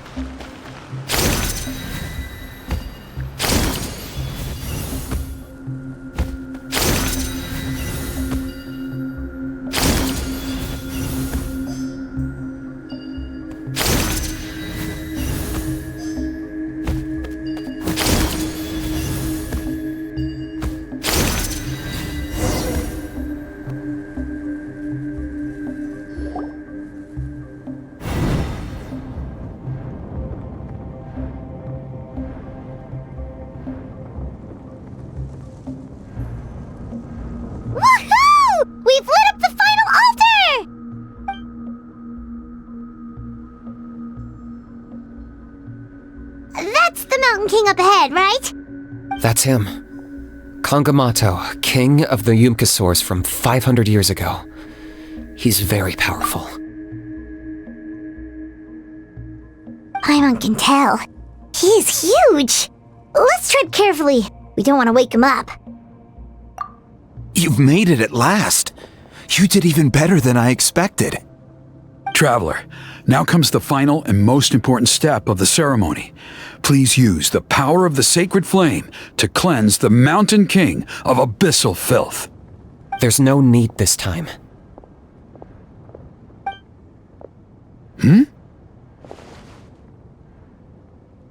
Such strong abyssal power. What is that thing? Kinich, what is the meaning of this?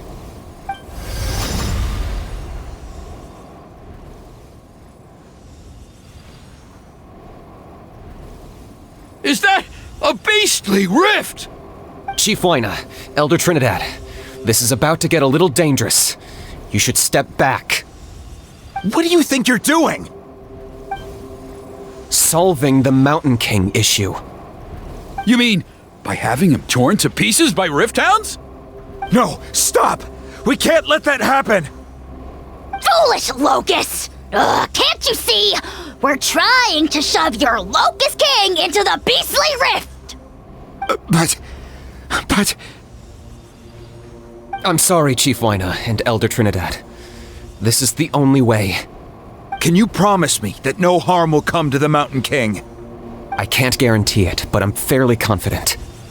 Traveler, this is not what we agreed on! You must cleanse the Mountain King of every last trace of abyssal contamination! Okay, I see what this is. You've been in cahoots this whole time!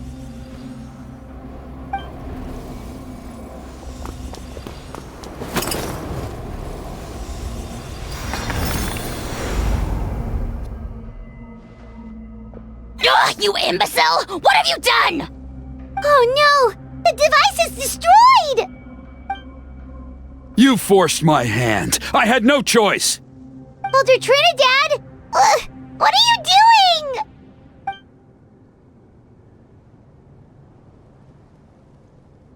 No! The Mountain King is waking up! He will cause even more casualties! Everyone, out! Now!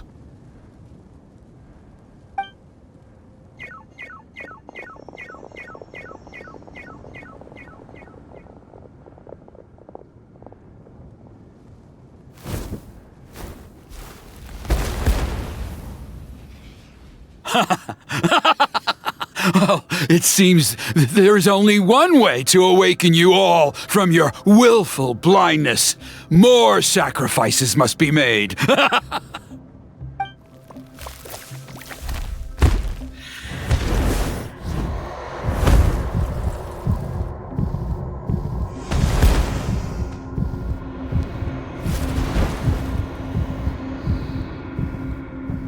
Take me, O Mountain King! Take me as your next sacrifice!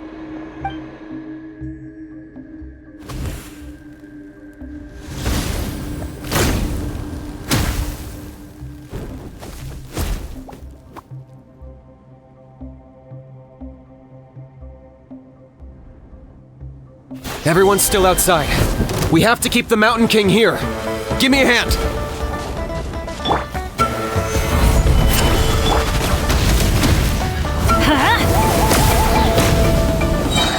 Everybody stand back! Target acquired. Watch out for the fruits he's spitting out. I can use those against him.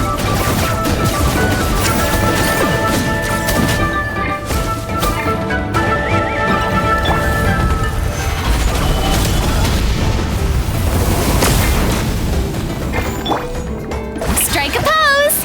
Time to shine!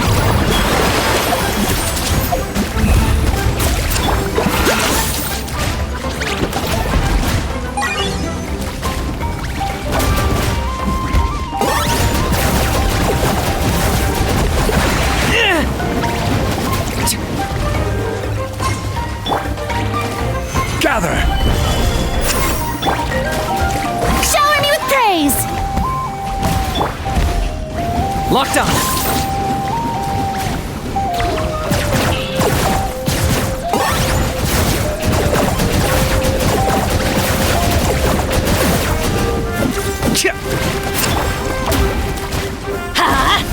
Yeah, that's it!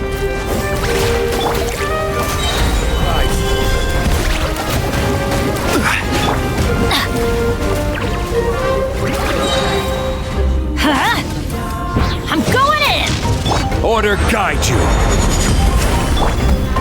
Target acquired!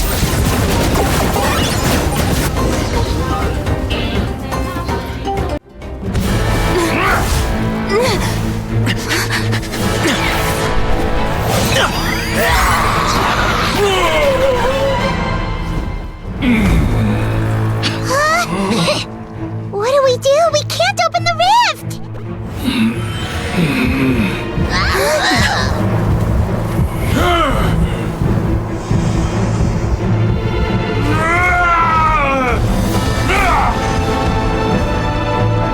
Kill me!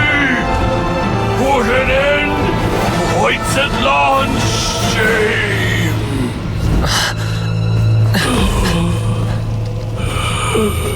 By past fuel and present flame, life marches ever on. Oh, Burkina, I must atone.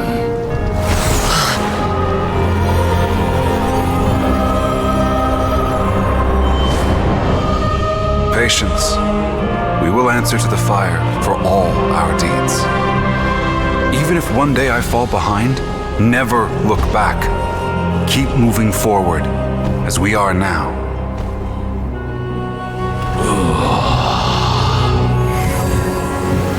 Live with your guilt and shame.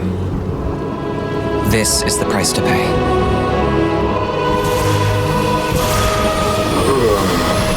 Heir to the Turnfire, please use my ruined vessel to train the heroes of the future. The will of Kongamato will march ever on, till the abyss is stamped out.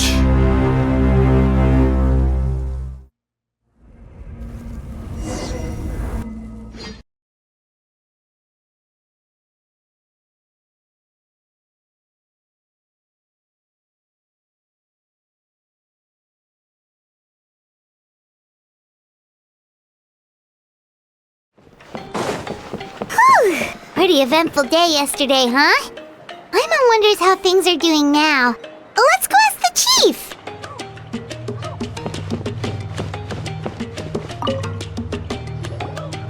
Traveler, you've come at just the right time. I have some good news for you. Trinidad's condition is stabilized. He suffered burns on much of his body, but we believe he'll survive. Guess that's the best news we could hope for.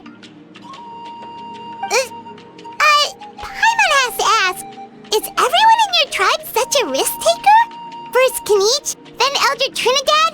Is this the Scions of the Canopy's adventurous spirit in action?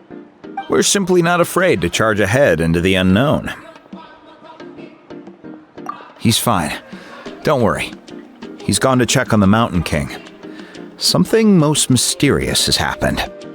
After the incident yesterday, a transparent shell is formed around the Mountain King's body. We don't understand the mechanism behind it, but the shell appears to insulate him against the influence of abyssal power.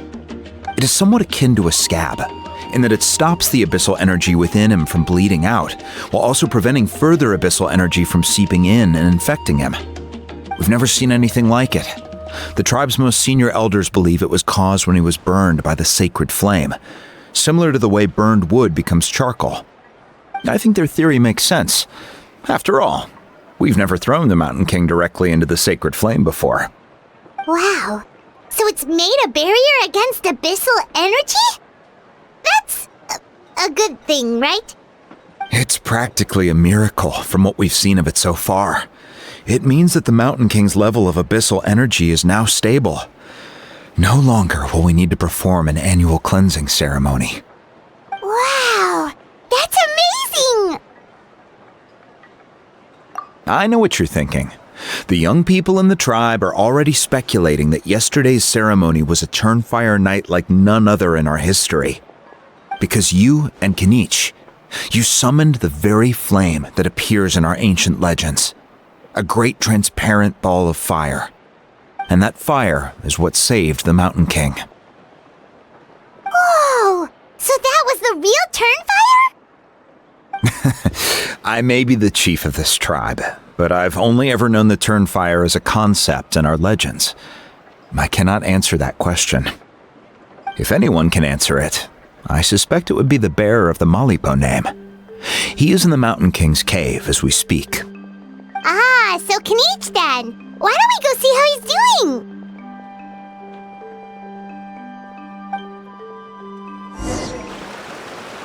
Hey, Kinich! Hey yourselves. You two doing okay after yesterday? We were gonna ask you the same question. You scared Paimon half to death when you rushed into the fire! Sorry, I couldn't just stand and watch the Mountain King get burned alive. So you thought you'd try and extinguish the sacred flame with Dendro? Or is that an attempt to make the almighty Dragon Lord Kahulahow die of laughter? The sacred flame only possesses a fraction of the Pyro Archon's power. It's not as if I was fighting the Pyro Archon herself. Kinich, when you went into the flames, were you intending to, Intending to what? do the same thing as Burkina? Sacrifice myself? Of course not.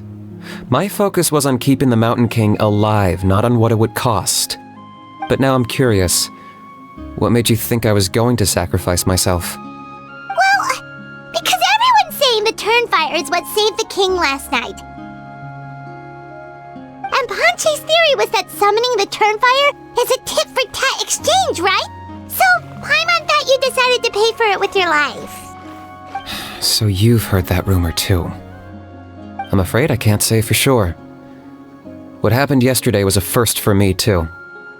Well, even if you don't know, there's probably no one in the world who does. What I would say is, if that really was the power of the Turnfire, I'd sooner believe that the Mountain King summoned it himself. The Mountain King? Then, what price did he pay? The core meaning of price is not atonement or compensation, but what you're willing to give up in order to obtain what you want. It's easy to die for your sins. Much harder to live with the guilt and keep on going. In the end, the Mountain King chose the latter option. For Burkina and for the tribe. That's the price he paid. Alright, so how is the Mountain King doing now? Health-wise, there's nothing to worry about. He'll enter a fighting stance whenever we set foot in his territory. But his attacks are gentler now and not as crazed as before. Like he said yesterday, he just intends to be a sparring partner for people to practice with. Yeah, I tried communicating with him again, but he didn't respond. We dare say that Locust King has well and truly lost its mind. The lights are on, but nobody is home. Its body remains fighting fit thanks to the perverse power of the Abyss, but time has been less kind to its soul. It was ground to a pulp long ago. But we saw him come back to his senses yesterday. That was merely one last burst of brain activity before it croaked. As you humans would say, it went out with a bang. Oh, come on! Stop being such a doomer. Paimon bets the Mountain King has finally let go of the tragedies of the past now, and is focusing on moving forward. That's why he doesn't have time to chat with us. He's too busy thinking about the future. Well, at least it means my fellow tribespeople can move forward now too. Thank you for your help, Traveler. I owe you one. Yeah, that's right. You caught Enjo for us, remember? But he ended up being completely useless. It's not a fair trade if you lost out. That's on him. It's not your fault he's useless. Besides, we're friends now. You don't owe us anything. Friends? But your friendship is an even more valuable gift. I can't in good conscience accept it for free. So promise me, if you need anything in the future, you'll come to me. For you, I'll do anything.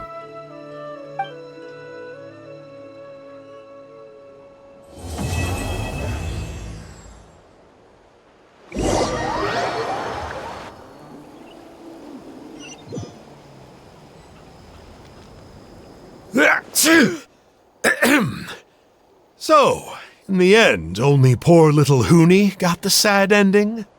Yeah, everyone's happy except me. First Nana, then my dad. Why does everyone in my family have to suffer? Huni, it'll be okay. Your dad will get better soon. Toba, you're my friend, so I shouldn't say this to your face. But it was all the Mountain King's fault. Huh? Now hold your horses, kiddo. If you promise not to fight, Uncle Sanka will tell you a story. Okay, before you roll your eyes out of your skull, I promise you can trust me. I almost got my eyebrows burned off by the Turnfire after last time. That's why I came back, to make it up to you. All right, I'll just get to the point. Do you know what Uncle Sanka loves the most about your people? What? Your extreme sports. Huh? On my first day here, I got hit by someone falling out of the sky. I believe you call it bungee jumping? It's a dangerous sport, to be sure, but the courage it took to make the jump impressed the heck out of me. So, I introduced myself to the jumper, we made friends, and I even helped treat her wounds. Oh, such a nice friend. Of course. Anyway, the good times didn't last, because I got captured by a powerful foe, so we had to part ways for a while. In the hands of the enemy, I was scorned, scolded, and nearly given away as a gift. Oh, it was so humiliating. A horrible experience to look back on. Why does Uncle Sanka always have to suffer, I thought. So I feel your pain, Huni. I was in the same position. But in the end, I made it through, and I left all of those painful memories in the past. I even managed to reunite with my friend.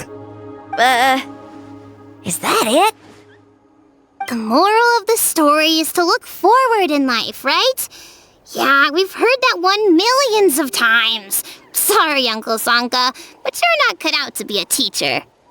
Very smart, Huni, but not quite smart enough. What I'm trying to tell you is that after I reunited with my friend, I found her injuries were all healed, but she really missed her family. So, I thought you might like to see her too. She's right behind you. Turn around and see. Another trick about not turning back? I'm not falling for that one again. Huh?